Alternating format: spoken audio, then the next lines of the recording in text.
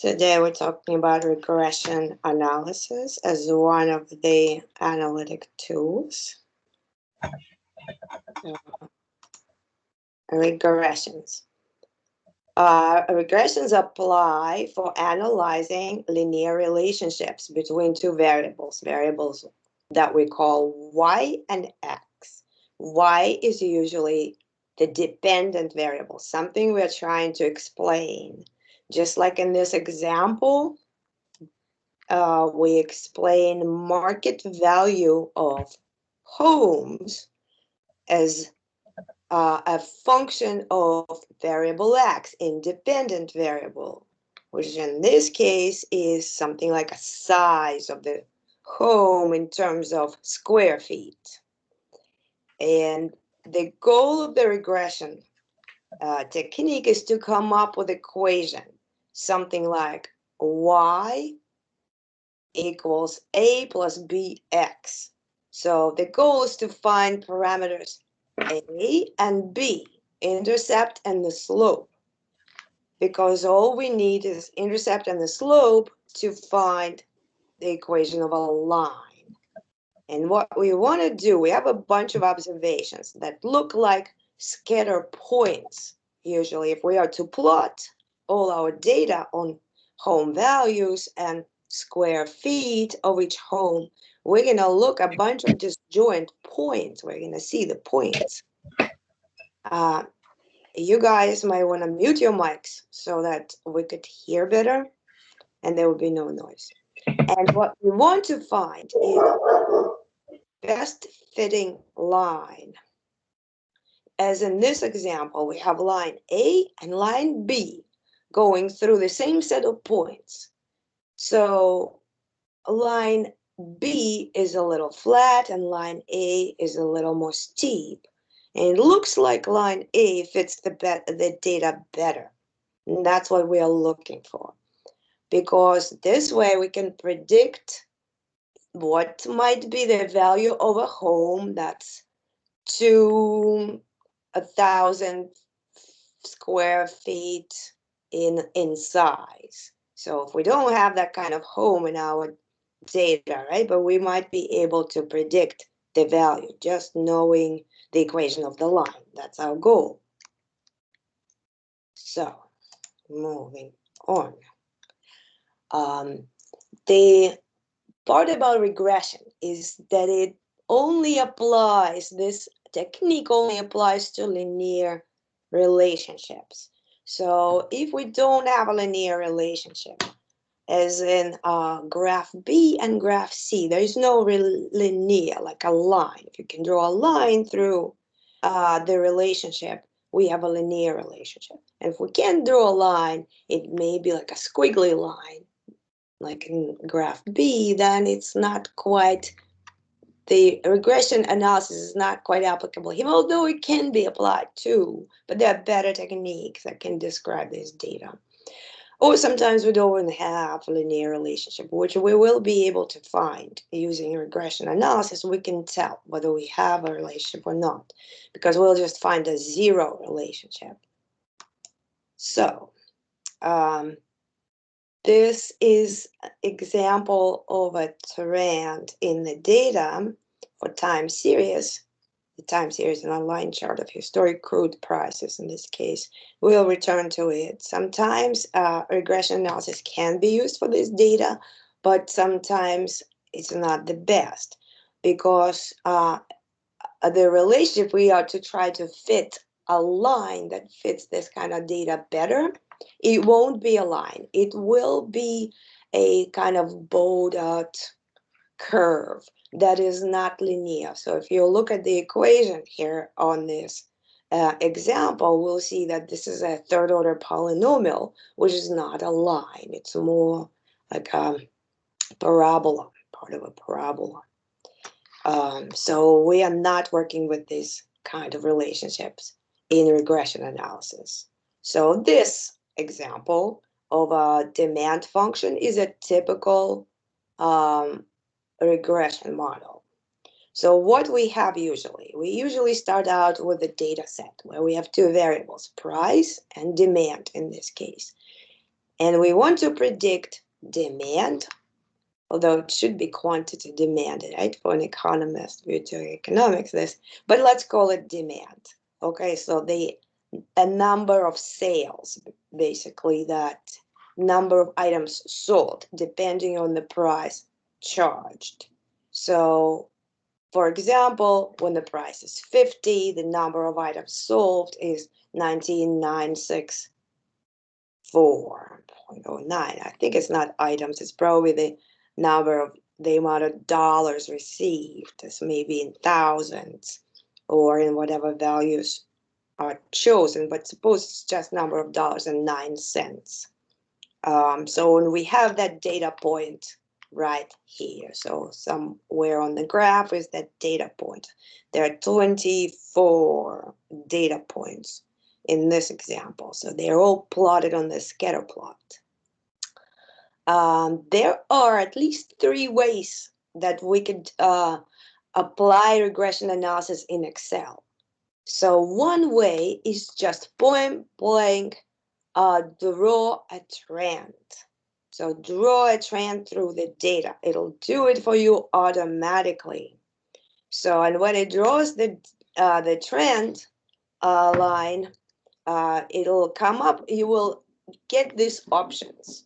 So you will receive a bunch of options asking you for whether the trend should be exponential, linear, logarithmic, polynomial, or something else.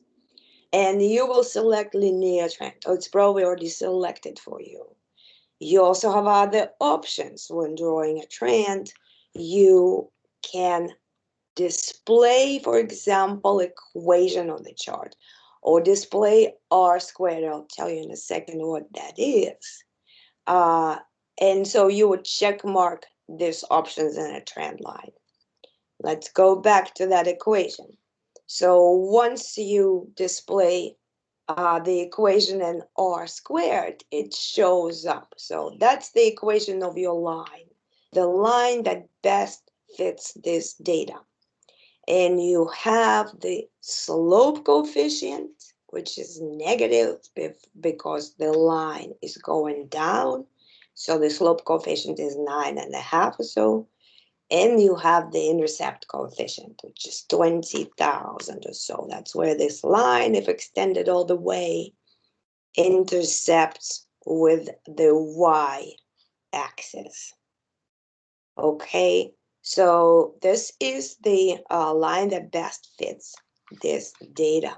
There is the second way to receive the output as your output, these coefficients, the intercept and the slope, is just simply select a cell and type in intercept and then select your data range and you'll receive the same coefficient. And then the slope, that'll do it for you as well. And now you're ready for predicting sales for any value, because now you can answer the question, so what if the price is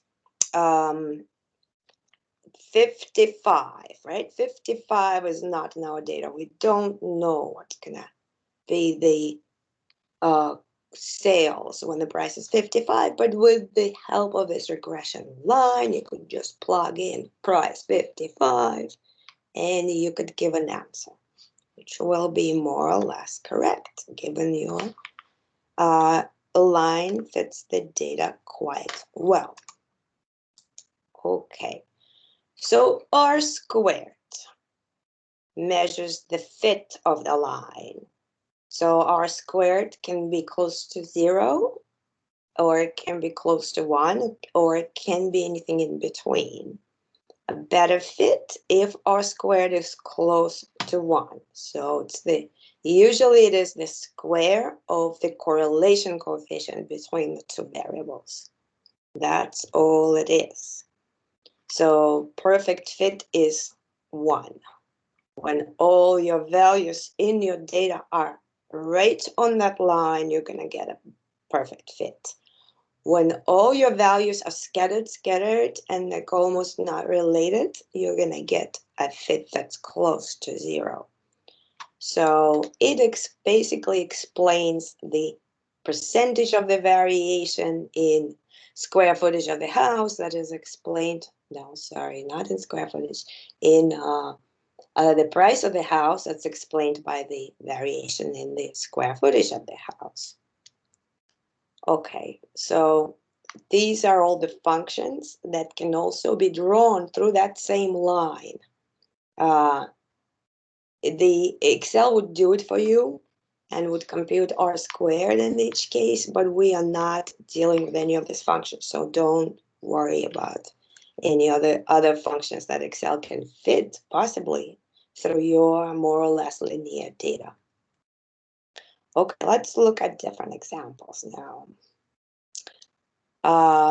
In this data set, we have about 8 different, no, it's 42 homes. Data set has 42 homes, and we only see about 6 of their initial values on in the top picture.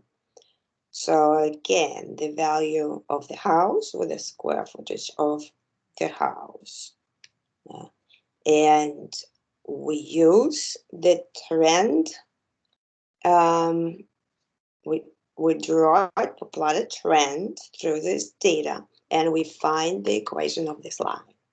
So we see that the slope coefficient is positive, so the line is upward sloping, and it tells us a story. What's the story? Is that for every one, for every 1 unit increase in X, Y increases by 35. So for every 1 square foot increase in the house size, the value of the house increases by $35. That's what it means. So the coefficient of the slope has an interpretation, and now you know what it means. And the slope coefficient, the intercept coefficient also has an interpretation. It's not as relevant though, but its interpretation is, if the square footage of the house is 0, that's what you would pay for the house. But as you see, it does not make much sense. So there's really not much of a predictive power too far outside the range of your data. So too far outside the range of your data would be way, way below 1,400 feet or way, way above 2,400 feet. So that's where you don't want to go with your predictions. You want to stay pretty close, a little bit on the edge of the data, but not too far. In this example above, we are predicting the market value of the house that is 2,200 square feet.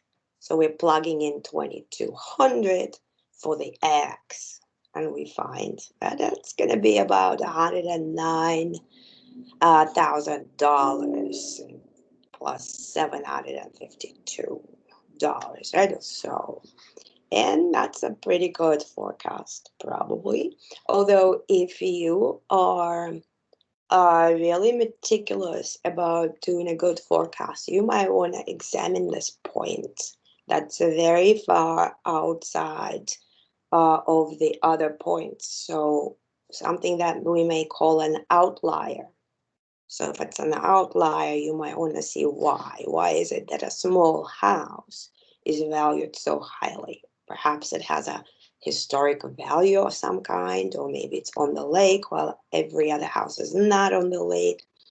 And you may want to consider doing another forecast without the outlier, by excluding the outlier, to just be,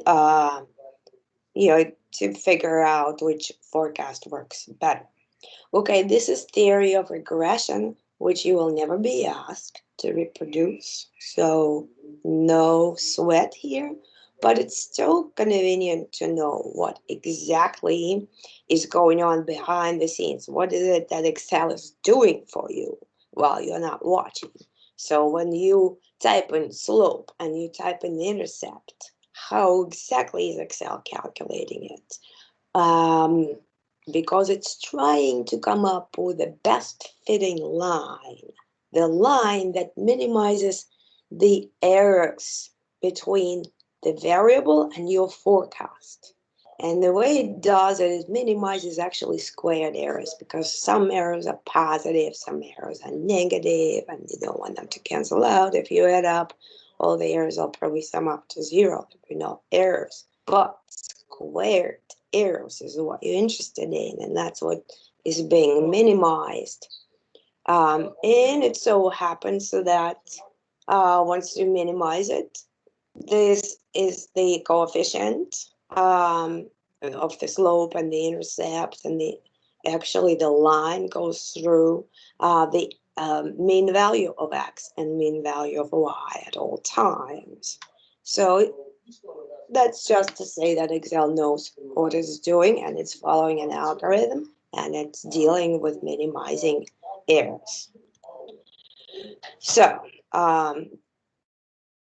okay, so this is exactly how to obtain the values for slope and the intercept, and how to use the functions.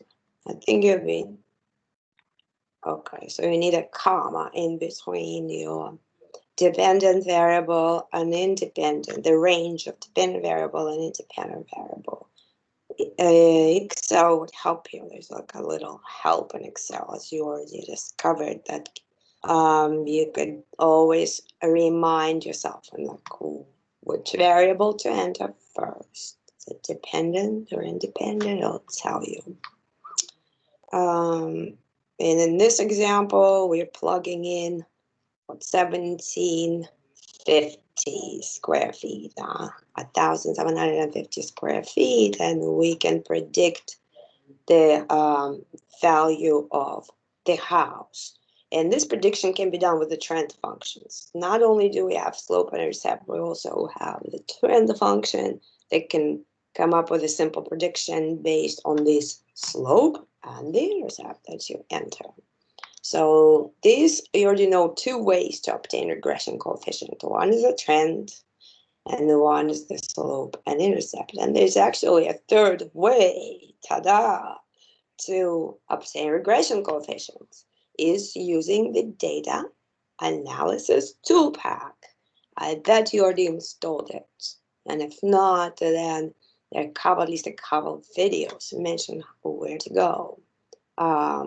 You will go to your Excel add-ins and install data analysis toolpack, and then automatically under data, under your data tab, you're going to see that option, data analysis. And then when you click it, a regression is one of the sub options there. And it comes up as this simple window where you put in your range of dependent variables, which is house values, and the range of independent variables, x. So x can be more than one variable. So when we're dealing with multiple regression, then you would have a whole range of x. X can have 20 different variables, 30 different variables, but we don't have to make the models that huge. They can be quite simple with only 1, 2, or 3 variables. Then other options in this tab is to tell Excel that your data set has labels, that you also want confidence intervals. If you do, and I'll tell you about confidence intervals in a couple of slides. And in some models, it makes sense to set your constant to 0, but I don't remember if we're working with those models. I will mention them down below. And then it also has options to plot your residuals. It is sometimes a good idea to plot your residuals. and to look for patterns, whether there are any patterns within the residuals, whether your homes with a low value or with low square footage or high square footage, whether the residuals behave differently. And then everything else you probably won't need. So sometimes it'll give you a regression. I'll put it on a different worksheet, but you may actually specify that you want it on the same worksheet, or you can just paste it back into the same worksheet if you so desire. Okay, this is an example of the same trend line that we drew using a trend, using the a trend line command or the slope and intercept command, but we can also use the regression toolpack and obtain a bunch of estimates that look like this. And at first, so many variables or so many numbers look scary, but if you know what to look for, you really are interested only about 5 of these numbers. So what story is behind all this? Well, first of all, we know how many variables are involved in calculation. 41 in this case, total 41. Degrees of freedom is DF is something, it's usually, if you have one variable, the degrees of freedom number is going to be one less than your number of observations. No, actually 42 is the number of observations. This 41 is the degrees of freedom. So 42, that's why you can look for the number of observations.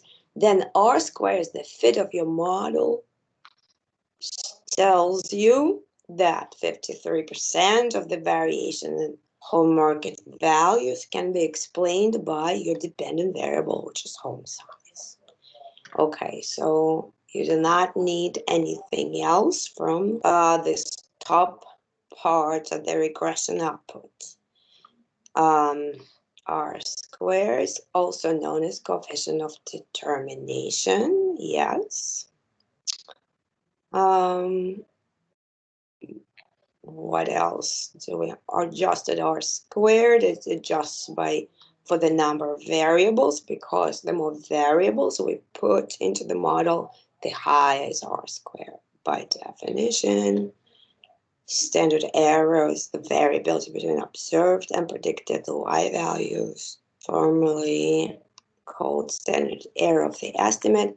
I will probably not ask you anything about this. This is a little deeper into statistics and even into econometrics, because such models as regression models are often called econometric models. Okay, but we do want to know more about the other part of the output. And here on the next slide, we can interpret the very last output significance F, which is an F test that shows a significance of the regression. So if we were to throw out of this regression all the independent variables, like in this case, square foot of the house, will the predicting power of the model change? So in other words, all these variables, like we can have 20 of them, are they actually significant jointly? Is the regression, in other words, statistically significant? So this last number F test will give us the answer. Specifically, it tells us what are the odds that all the x's are 0. Okay, so if the odds are very, very, very, very small, that's what you're looking for. That's a confirmation that jointly all your coefficients, all your variables are significant. Because if you're making a model, if you're putting together a model, you're looking for significant variables, for something that can causally, hopefully, explain your dependent variable. So you're looking for good explainers, good predictors, and you're looking for good and significant regression. So formally, it's like a hypothesis test. So your hypothesis is that the slope coefficient or your all of your coefficients are equal 0, and you're testing it against the alternative that all your coefficients are not equal 0. At least one is really good, so more than one, and it gives you the odds. So the F statistics here is pretty large, and in general, F statistic, if it's larger than 10, it's pretty sure, and even if it's larger than 5, so it's pretty sure that your regression, all your variables are jointly significant. Okay, now more things to look for in your regression output. Specifically, you'll want to look for of course, the coefficients. That's where we see them, the coefficients on your intercept. And they're already familiar to you because they're the same as in the slope and intercept output, and the same as in the regression line that was plotted with a trend command, so just with a trend line that you draw automatically on your scatter plot. So you have the coefficients, and you also look for t-statistics and p-value, which is actually the same thing if the t-statistics and p-value are connected. So whenever t-statistics is smaller, the p-values are larger. So statistics is larger, the p-values are smaller. And it again tells you a story how significant your individual coefficients are. So in this case, the intercept is statistically significant. The t-statistics is 3.69. And the p-value, which shows the odds that the intercept is 0, are pretty low. The odds are low that the intercept is 0. So it is a statistically significant coefficient, and both of them are. And the general benchmark in modeling is that as long as your t-statistics is above 2, so with a good sample size, then you should be pretty sure that the coefficients are significant. And the p-values, you're looking for them to be more than 5 or less, and I should say less than 5%. So that is 5% statistical significance. So kind of is industry standard benchmark in forecasting and regression analysis. So as long as it's less than 0.5, your coefficients are statistically significant.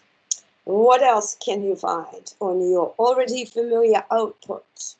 You can find lower and upper confidence intervals for the intercept and for the x variable, for the square footage of the house. So the intercept is around 32,000 something in our regression, but the lower and upper bounds are telling you that it could be as low as 14,800, and it can be as high as 50,500, this intercept.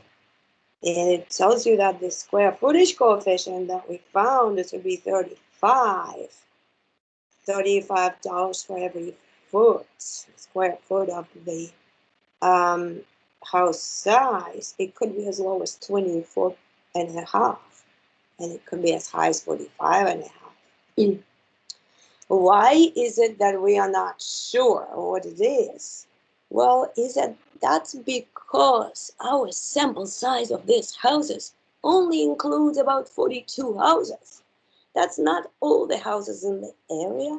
So in order to be confident that we can describe properly the value of pretty much all the houses in the area, we can't be sure. So we have to allow for some uncertainty. And that's what the model does. It allows you for some uncertainty. It tells you it can be that low or it can be that high. And if we are to incorporate that uncertainty, then we can describe the regression equation, our predicting an equation, with different numbers.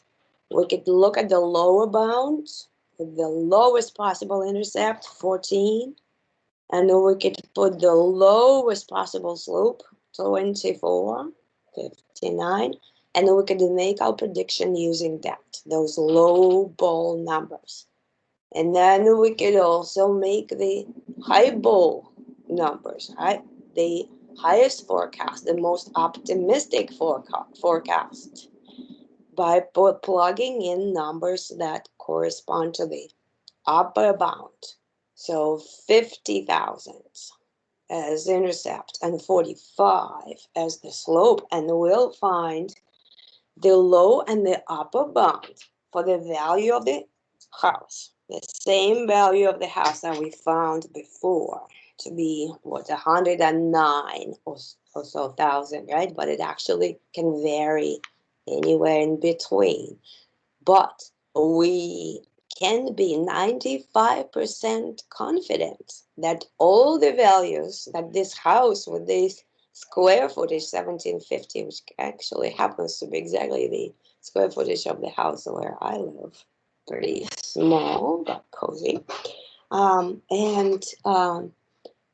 We are confident 95% that the value will fall in between those two numbers, given our data. Residuals. Okay. So this slide illustrates that sometimes a plot of residuals can be useful. And why? Because you could see outliers on that plot.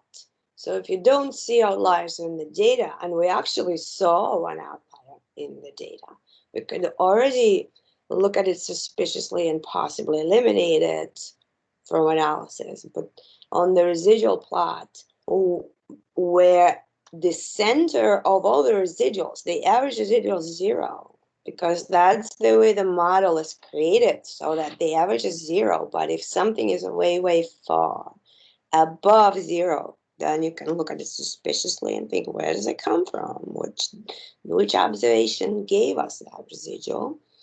So that's how we can identify a potential outlier and be more careful about our analysis. So multiple linear regression. So the same as we did with one variable, we can do with many variables. So it's not just the size of the house that matters for the value of the house, but perhaps something else, maybe proximity to grocery stores or daycares, maybe distance from the train. Maybe the age of the house also matters. Maybe the number of bathrooms and bedrooms also matters, and how many floors are in the house. So many other variables can affect the value of the house. And that's why a multivariate or multiple linear regression would be useful. So in that case, we would be estimating many coefficients at a time. And the interpretation of our estimates would be so the coefficient B1 will tell us by how much the value of the house increases in response to a 1 unit change in variable x1, holding everything else constant, holding all other variables constant. Okay, let's look at another example right here. On top, we see a snippet of the data where the regression results on the bottom come from. We have a bunch of observations, 49 observations. We know that from the number of observations and the regressions output. So what kind of data that is? We see that these are different schools, colleges, and universities. They are liberal arts and other universities. We see that we have median SAT scores for the students. Then we have acceptance rates for the school and expenditure in dollar amounts per student. Whether the school accepted or maybe whether the school's applicants are top 10%, or what percent of the applicants are top 10% of the high school class. And then we see graduation rates. The question is, what are we trying to explain? So that's percent of people who graduate from the school. So graduation rate is important for colleges because they report this rate and they're proud of this rate. So probably that refers to the 4-year or 6-year graduation rate. And that's the variable that we're trying to explain. Therefore, it is our dependent variable. And we are hypothesizing. So we are trying to predict it, thinking that, okay, well, it probably is affected by this quality of the students. So perhaps median SAT is a good approximation for the quality of the student.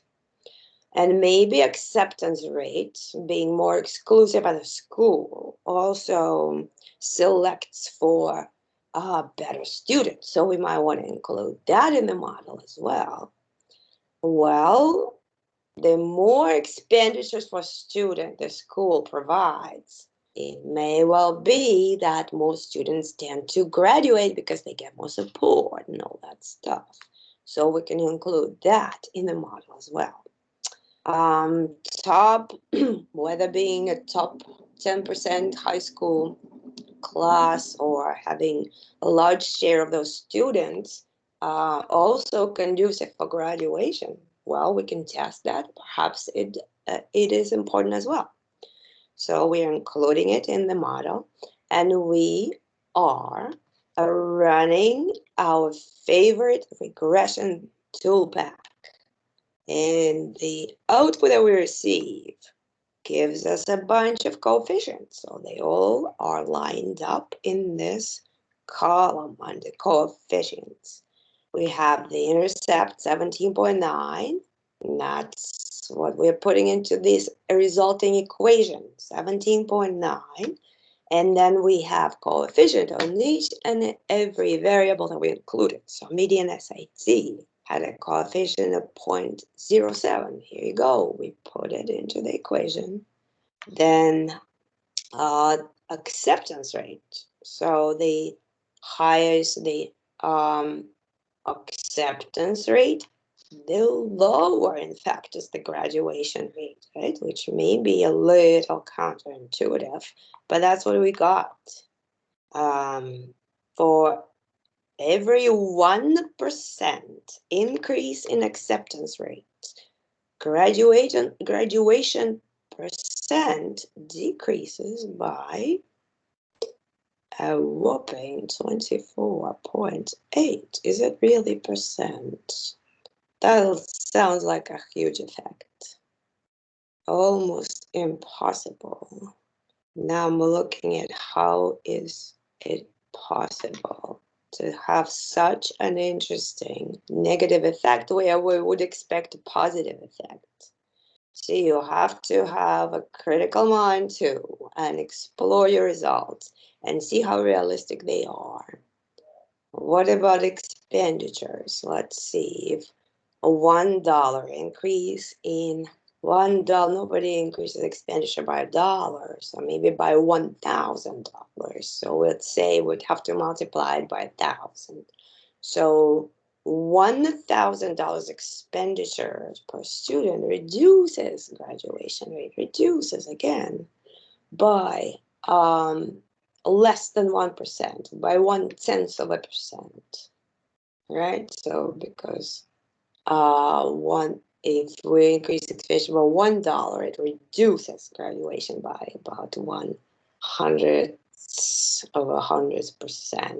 right? So that's what it means. What about being in the top 10% of the high school class? So a 1% increase in the selectivity of the students in terms of being in the top 10% of the high school class reduces graduation rate by 0.1, so by 0.1%. Interesting, right? Interesting results. So then when you're modeling, you might want to now wonder, so are all of these coefficients statistically significant? Now, can any of you remind me, how do we know? Which column do we go to? Where do we find the answer to that question? Are all the coefficients statistically significant? What do we want to look at? The t-stat and the p-value. Exactly. You're a genius. Yes. T-statistics and p-value. So if your t-statistics is above 2 in absolute value, can be -2. It's negative when the coefficient is negative. Then it's statistically significant. Or if your p-value is below what? 5%. Yeah, below 5. Yeah, exactly. So now, are they below 5% for all the coefficients? Or is anything not statistically significant?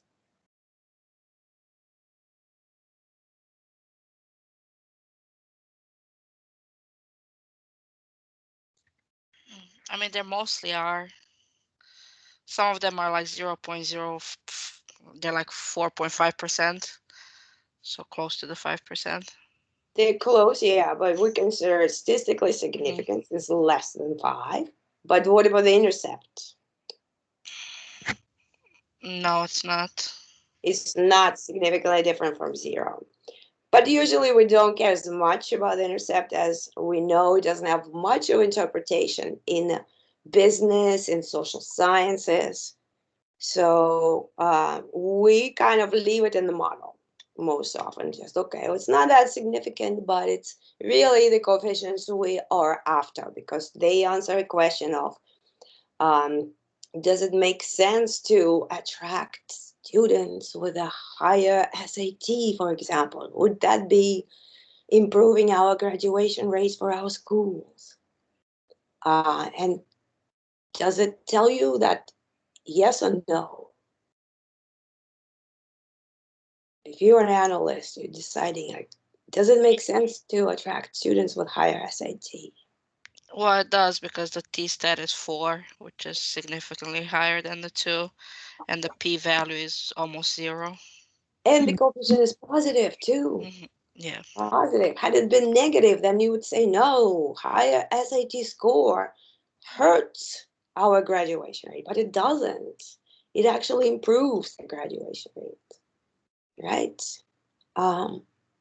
What about attracting students from the top 10% of high school class? Does that improve graduation rate?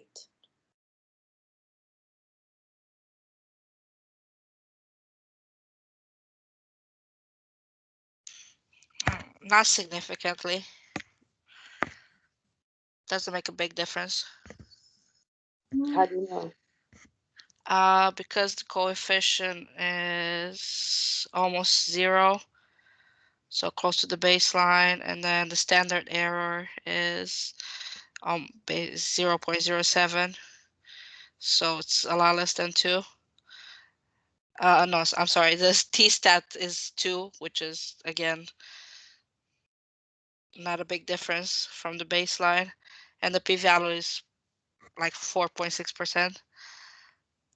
So there's only 4.6% chance that it is that we got this by accident, but it is 0 in fact. So really, it is a significant coefficient. So we should accept it as a significant coefficient.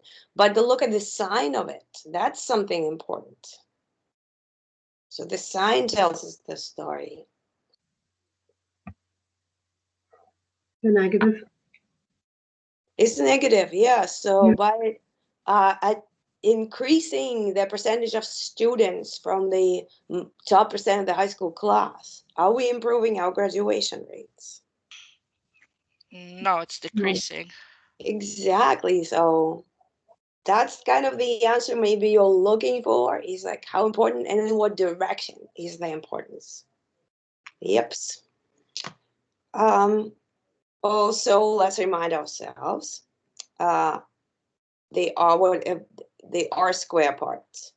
That the R square shows the percentage of variation in the graduation rates that are explained by all of our variables. So about 53% of the variation, that's the coefficient of determination, R squared, that shows the variation. And here on top, we have like a little note for it as well. So yes, another clue of whether something is close to 0 or not is lower bound versus upper bound. So if 0 is included in the between lower and upper bound, then the coefficient is not statistically different from 0. Okay, so for example, our intercept, it's estimated to be about close to 18, 17.9. But if you look at the lower bound and upper bound, it is included, 0 is included in it. So intercept could be 0. So a lower and upper bound shows all possible values of this coefficient, given our confidence level of 95%. So no other coefficients include 0. Okay, so they are either purely negative or purely positive. So we could also answer the following question using this lower and upper bounds. The question like this: how likely that the median SAT, the coefficient on median SAT, is around 0.05.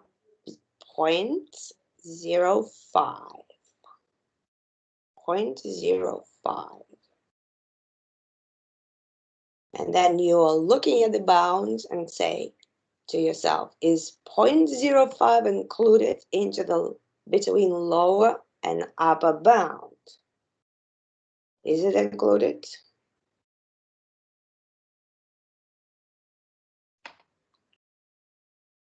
Well, the lower bound, yeah, it is. So 0.3, and then the upper bound is 0.10.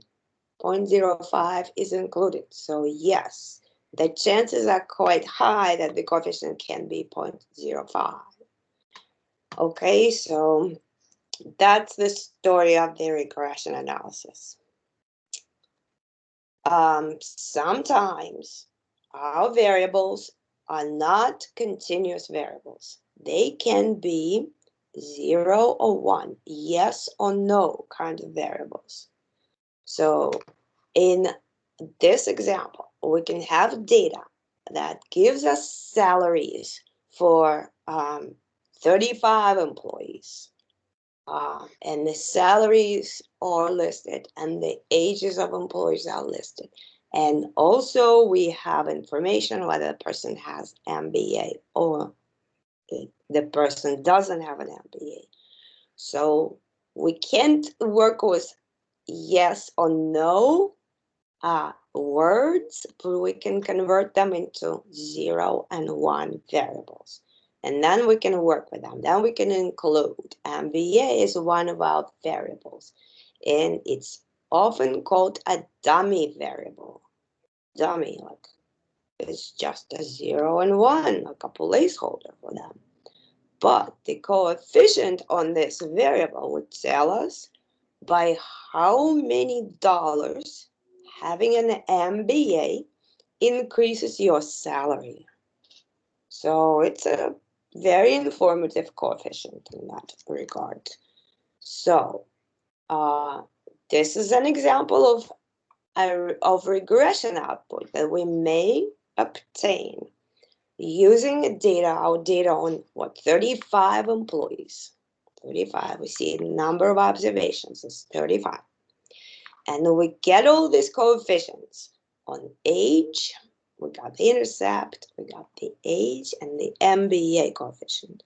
So looking at just this, by how many dollars does your salary increase, or their salary increase, when they get an MBA? Like 14,000. Right, so $14,700, right? Okay, what about for each 1 year of age? By how much does salary increase?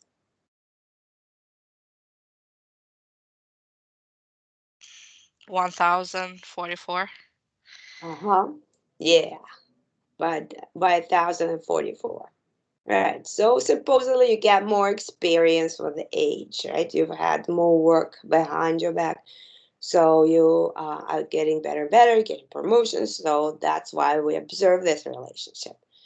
Now let's move on to T statistics and see are these significant coefficients. T statistics is large, way above 2. And p-values confirm to us that p-values are tiny because these are in scientific notations. The number that's 0.0000012 times 2. 12 zeros in front of this 2. So do we have our age and MBA significant coefficients?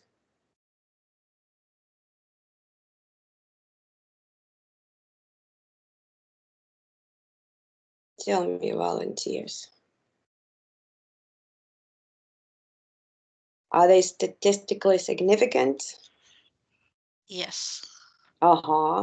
Very much so, even more so than in the previous example, except for intercept, which is not.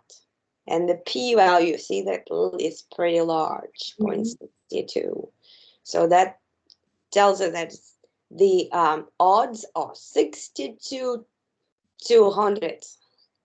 62% are the odds that the coefficient is there by accident. It really is, the odds of being 0 is 62%. That's what it means. Cool. Yeah. So it's just a statistical fluke that it's 893 because the lower bound is see how far low and the upper bound is see how far high above 0. So on 0 is included.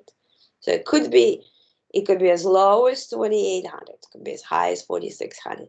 But because our sample size is relatively small, only 35 people, and we're trying to explain, the whole population of workers of different ages with and without MBA, that's why so much error is involved. Right? We're trying to make a statement about the entire population of workers within this different age. That's why we have this margin of error in a way, pretty large. but the entire regression is very significant, as you'll see, in significance F, which is very, very small.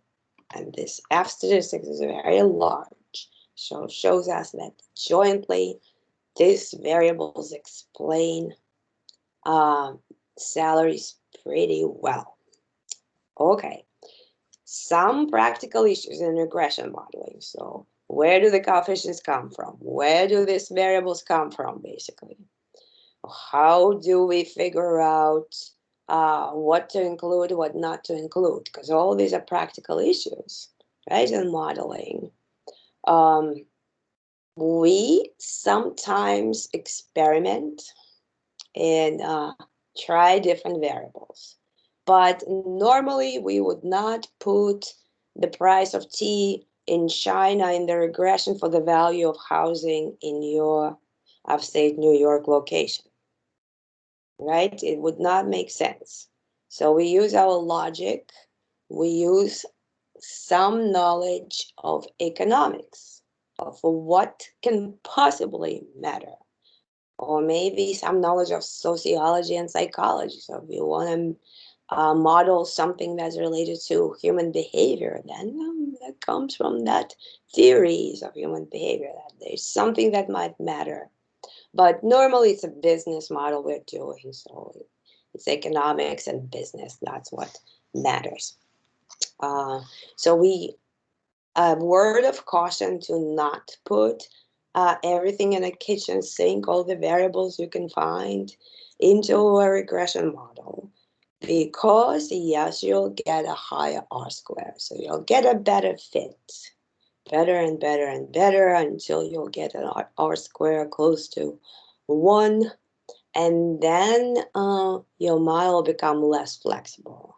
So less flexible, kind of only appropriate for the data that you specify, and outside that data, it will have not so good predictive properties. So that's an argument in favor of a parsimonious model, which includes just the necessary variables, and against overfitting. So not worrying about too much about R squared.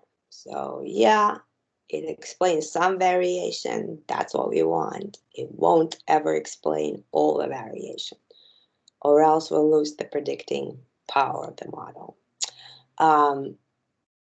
Some other practical considerations. So how to come up with the best set of variables, of your independent variables.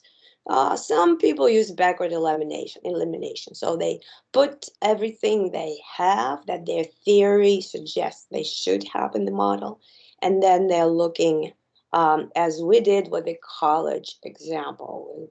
We put in high school percentage graduation, then we put the acceptance rate, then we put the SAT score, and then we might want to look back and say, well, don't they kind of cancel each other out in a way? Maybe that's why we got this weird result that higher acceptance or higher exclusivity of the college reduces graduation rates. Maybe because we just put too many similar variables. And maybe let's take one out and see what happens. So this could be a way to go. Another way would be put everything and then see what's significant and what's not. So anything that might be not significant, think twice. Well, should you include or should you not? And sometimes it does not hurt to just keep the variables that are not significant in your model, because, again, keep in the back of your head that your model only has oftentimes a limited number of observations, and you're trying to explain how the world behaves using 35 observations on different workers, and you want to make a generalization for the rest of the workers in your city. Maybe for some subsamples of workers, one variable is insignificant, but it will be significant in a larger world when you're making predictions. So that's kind of an argument in favor of leaving the variables that you think logically make sense. So still exhaustive search, look at all combinations of variables to find the one with the best fit. So this kind of brings us to some data mining techniques. They just use everything as a kitchen sink and see what predicts things well. In business and economics, usually it's whatever makes sense, whatever your logic, business knowledge tells you that gas prices should depend on the weather. Yes, they should. Therefore, you should include some kind of parameters of that explain the that relate to weather if you want to explain gas prices. But probably you should not be including, the number of cats and dogs that people own in the area, things like that. Common sense. Okay, so a few words about um, forecasting when we have time series data. So time series means we have some kind of measure of time, days or months or quarters or years on the x-axis. So it is time, and time can be included into your independent variable x. So in this case, in this example, we're trying to predict coal production, perhaps in the United States, in some millions of pounds, and we have an increasing trend, as we see over time. Yes, population is growing, our demand is growing, therefore, quite likely the coal production is in pace with the demand. So we included time as x, and now we could say that for each 1 year, coal production increases by that many. It's hard to read that number, like we have 10 million billion, and 413 and all that stuff. So you get your slope coefficient. And R squared is really, really good. Notice 95% of the variation is explained by just the time trend. So time trends can be a good variable to include in your regression if you suspect it.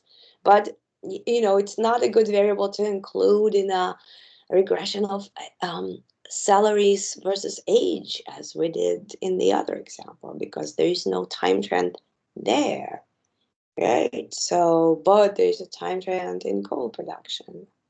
Another examples of simple trends using weeks as independent variables. Okay, so week 1, 2, 3, 4, 5. So we have only 10 different variables, 10 different observations here, and we can plot them, and we get this thick blue line, right? They go bumping up and down, up and down.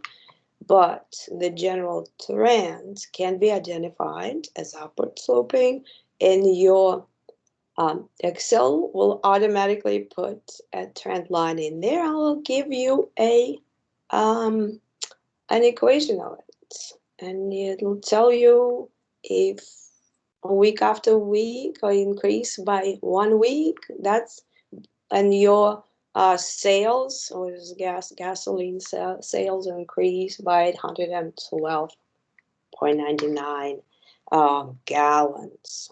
Okay, and now you can predict. So you can make a prediction. This is an example of how you can make a prediction for the future. So 1 period ahead, you can make a prediction for week 11, knowing the price. There is also price per gallon, not just number of weeks. It's price per gallon. We're not even using it in our analysis here. So price is not being used, but you can use it in a better model. You probably should include the price as a second variable. But with only the weeks, we'll just in this great pane on top of the data set.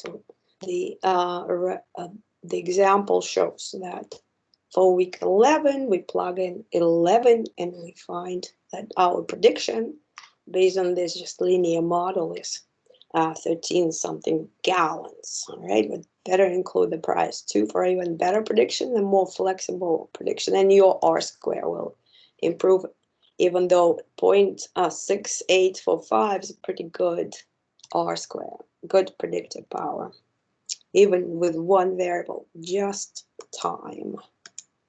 So, is this just a reminder that we can use in our explanatory causal models called econometric models? We want to include other factors. Okay, we already know that. So price per gallon is a causal variable. So yes, and it's our good independent variable. So now in this example, we're actually including it. So instead of only relying on the number of weeks, we now doing regression output and including price per gallon right here. And we obtain the coefficients. Now, if we can tell, so you tell me, how about this? If price of gasoline increases by $1, how does gasoline sales change?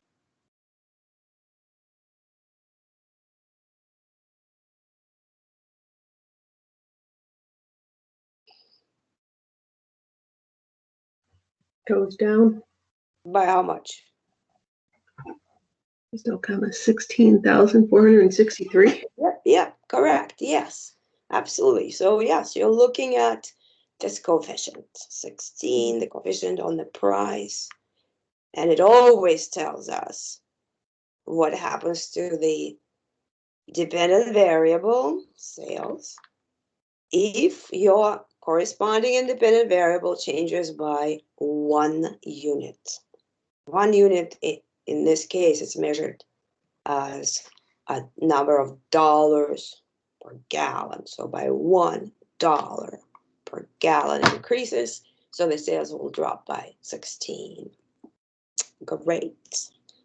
You can tell, and you can now also check to make sure it's statistically significant and see the numbers on statistics is higher than 2, and your p-values prove that they're about 1, so they're way smaller than 0.05, so less than 5% confidence that they could have been zeros by chance, but then they're not. They could have been zeros basically, or they could have been that big by chance, but they're not. So, and you look at your confidence intervals, it does not include zeros in any of the variables or even in the intercept term. So it's a strong regression with significant variables. Okay, so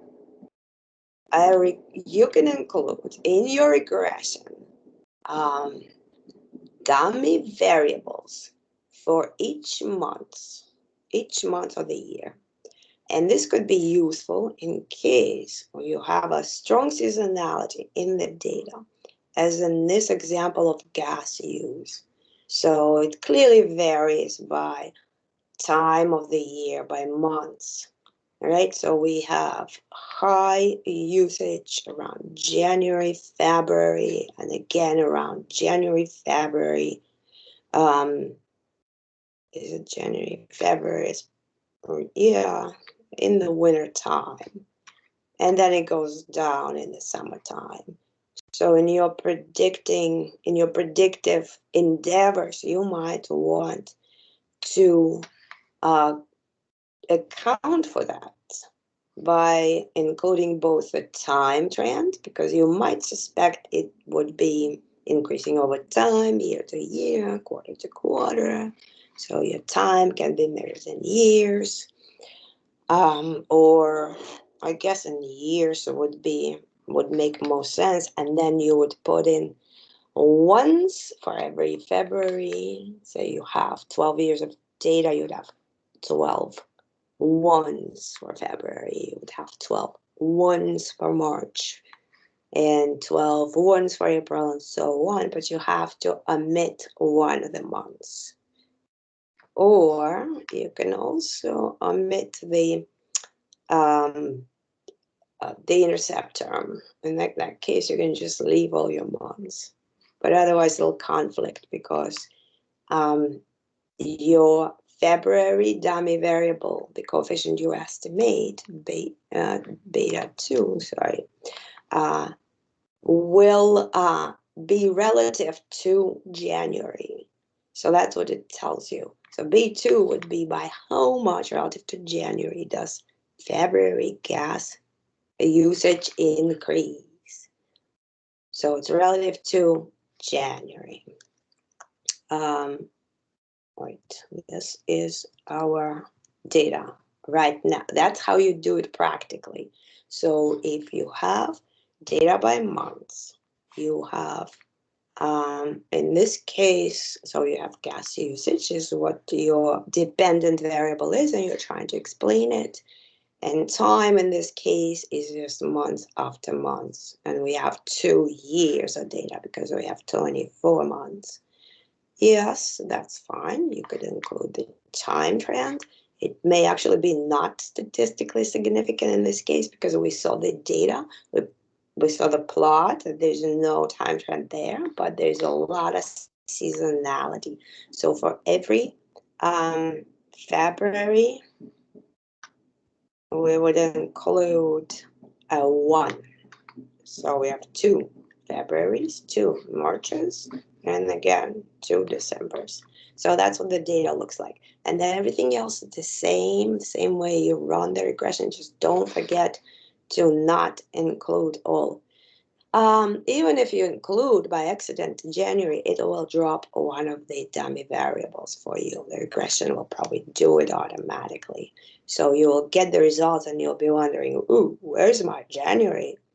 Or it'll drop any other months. So it'll do relative to that month it drops. This is the output you get from the regression you run with those bunch of dummy variables. You have 24 observations for each for each variable you have received a coefficient, estimated coefficient. And notice, where is your February? There is no February. It dropped it. It dropped it because we ran the regression with the intercept. So if we were to specify that it should not be with an intercept, it would not have dropped it yet. And where's the time trend? Did we not include the time trend? This regression probably did not include the time trend. Interesting. Well, you would experiment and see which one works better with your model. What we see here is that compared to January and February, March consumption is 36 gallons less. April consumption is 99 gallons less. That's what the interpretations are. And you have statistical significance. Everything looks good, looks pretty significant to me, and hopefully to you as well. Okay. Time series in general can have seasonal effects, like those January, March effect, or quarter 1, quarter 2 might be another way to account for seasonal effects. Put dummy variables for quarters. Then there are cyclical effects that are also possible when you have every 10 years there is an increase and then there's like decrease and increase and decrease. So maybe it's like there were always several years at a time, kind of business cycle kind of effect. And the random behavior is when day to day, week to week, year to year data just jumps around. Random behavior. Okay. Seasonal effect, we looked at it. The ones that repeat, repeats at fixed intervals of time, a year, month, or week, or a day, right? So more coffee is sold every morning, not every evening, right? So that's a seasonal effect in a way that repeats every day. Cyclical effect, ups and downs over a longer period of time, ups and downs. As here, what do we have? Cycles. Aren't they monthly cycles? It's hard to tell which exactly cyclical effects this graph displays. Maybe if it's not a monthly effect, maybe it's something that happens every end of the quarter effect. Sometimes you want to make more sales towards the end of the quarter, maybe that kind of cyclical effect. Or I'm used to thinking of cyclical effects as giant business cycles. Say we have a crisis now, so we're going to have an upswing soon, and on and on. There are other forecasting models that are used with time series. And maybe we'll talk about them, or maybe it's really quick that I could mention them. Maybe I should. So moving, because it'll only take 5 minutes and we'll be done. So moving average and exponential smoothing models, because you will see a little glimpse of them in one of the assignments. So it's not a regression model. It's actually even easier than a regression model. So moving average forecasting is that all you need, you don't need any independent variables at all. All you need is the values of the same variable, like in this case, computer sales.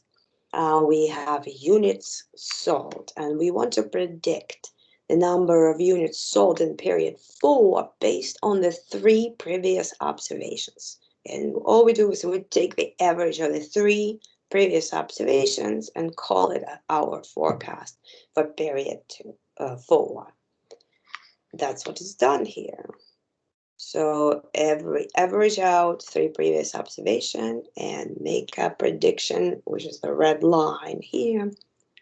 And the graph will vary, the red graph will vary a little less, so it'll be a little smoother than the graph in blue because it just averages out. The high points and the low points are averaged out. And we're making this kind of forecast, and then we can tell, we could plot both of them and see.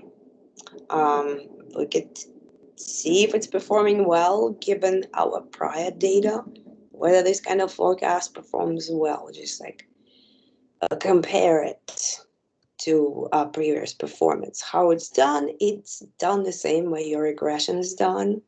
Moving average to one of the options and then data analysis tools does it for you.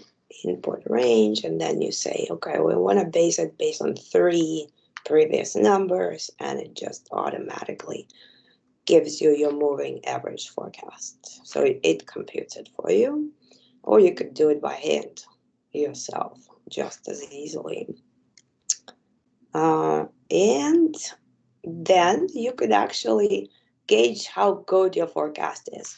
So there's several measures of goodness of a forecast, of accuracy really of a forecast.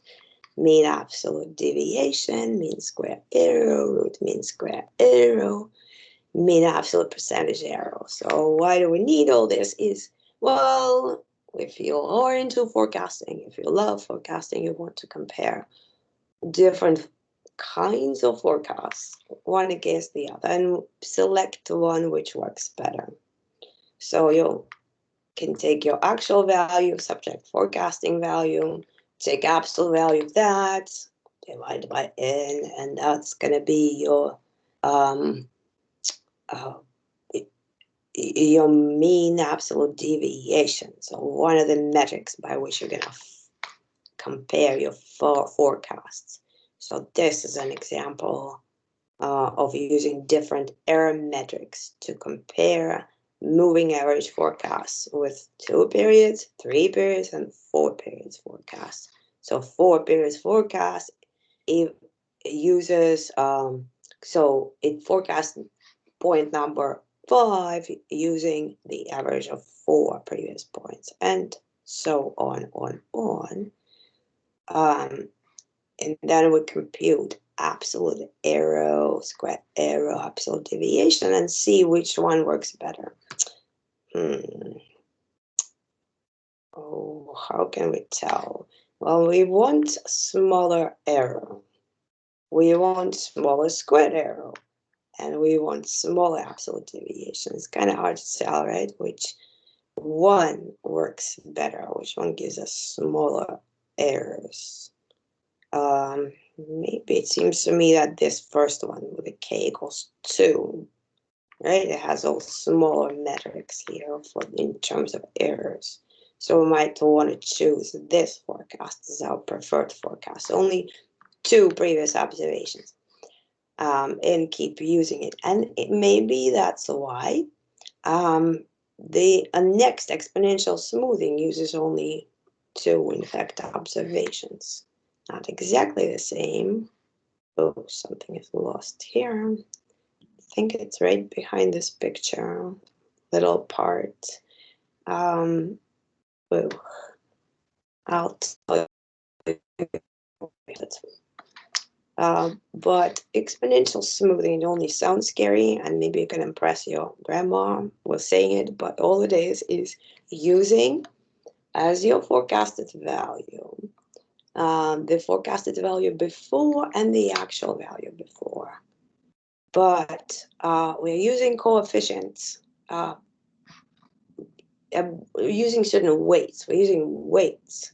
Say if we want to put a weight of 0.3 to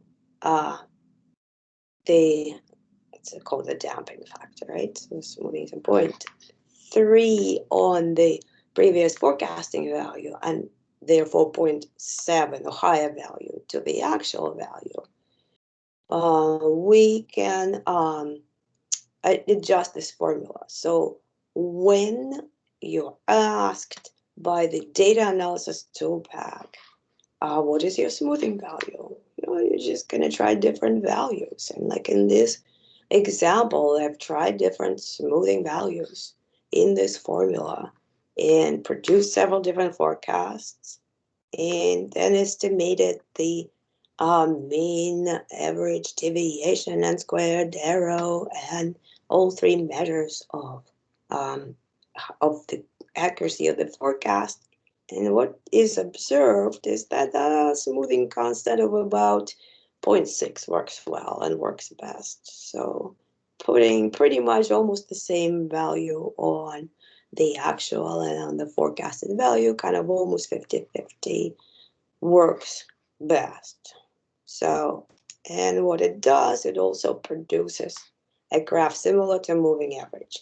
It's just like a slightly different formula. But the idea is very similar, is to use previous values in your to predict the future. Use the past to predict the future, and use no other causal variables, just the variables you're trying to predict. So, and that's the last point that I'm going to make, is that sometimes you do, better at all times, you do need to be mindful to in your forecast some variables like GDP, gross domestic product, would be best predicted with certain leading indicators, like stock prices might increase before the GDP numbers goes up. So formation of business enterprises, if you have any of that data, could be a good predictor of GDP in the next period. So then there could be some lagging indicator like interest rates might move in the period that follows GDP, and so with inventories and business investment expenditure. So it kind of pays to know what you're doing and how the industry operates and what variables, what causal factors affect the industry. Okay, so I think this is our pretty much last points. I'm gonna finish right here. So share.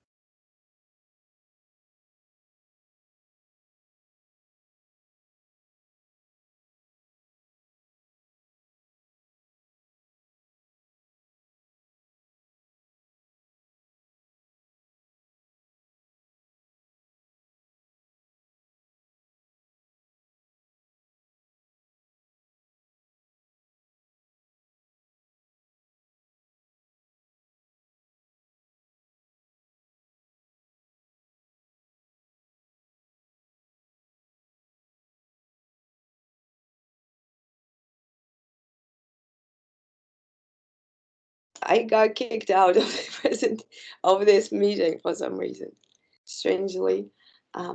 But what do you think? Are you okay with so far? Do you have questions? It's a lot to absorb. I mean, It's a lot of information, yes.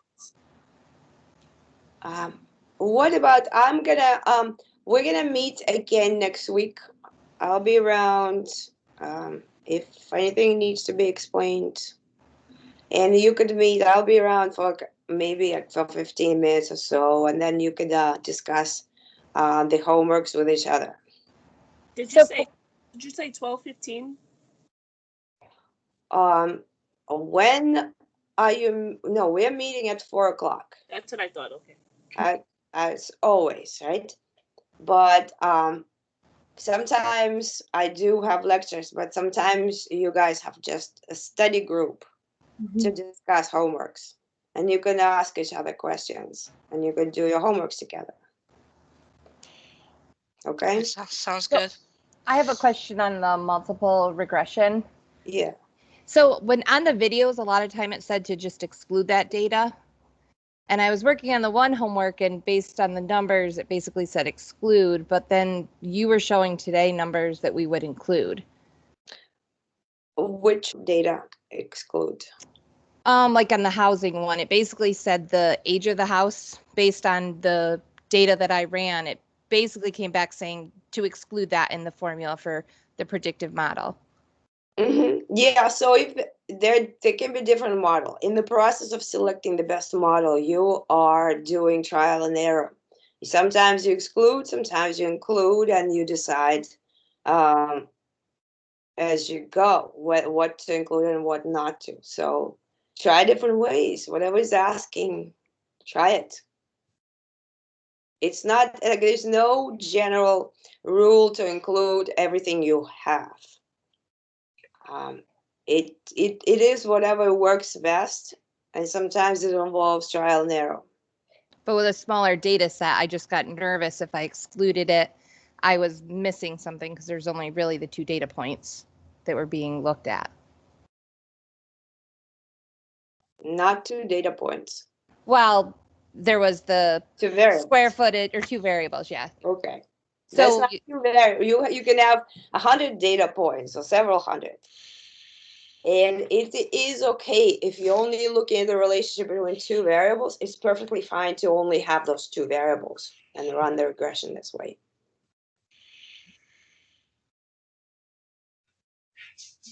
Just no worries. Just do it, like Nike says. Are you going to share that presentation? Would you please? Sorry. Oh, okay. Should I upload the presentation? Yes, I'll do that. Thank you. Okay. Yeah, it's so far it probably created more questions than answers, right? Just a lot of information. It's a lot. Well, It's something that I know personally I'm not used to. So it'll be a lot, but that's okay. yeah, but it's like one of those things when you hear it the first time, it's Yeah. scary. Second time, less scary. Then the good third time, you kind of can almost explain it already to your children. Yeah. Yeah. Or your grandma. Oh, your grandma again. Yeah. So it's like do it, keep doing it, keep swimming. Yeah, I think it gets a little bit complicated because as we're watching the presentation, we're thinking about the actual homework. So we're trying to relate that into the homework that we have. Yes, but also think about that you're picking up the vocabulary that you can use, let's say, in the job environment, in the job interview environment too, right?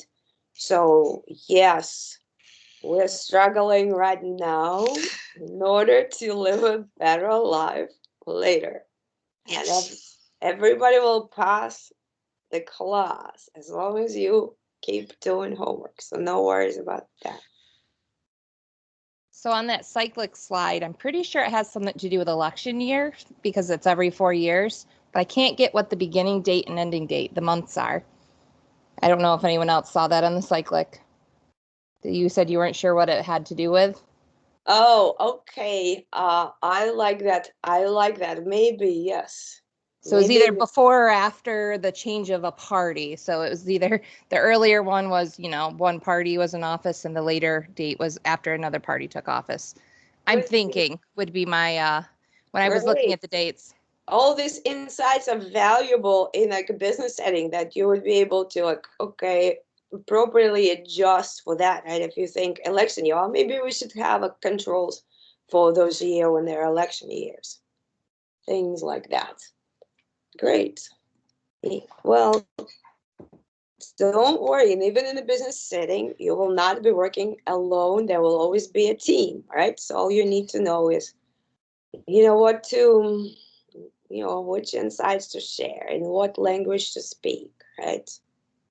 And that's what we're doing, learning, regression vocabulary, some prediction vocabulary, data vocabulary, and doing some simple analysis. So yes, there's ways to grow, but you're on the right path. Okay, well then I'll see you next week.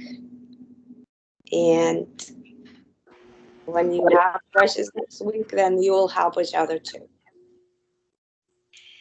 Okay? Thank you. Thank you very much. Thank you.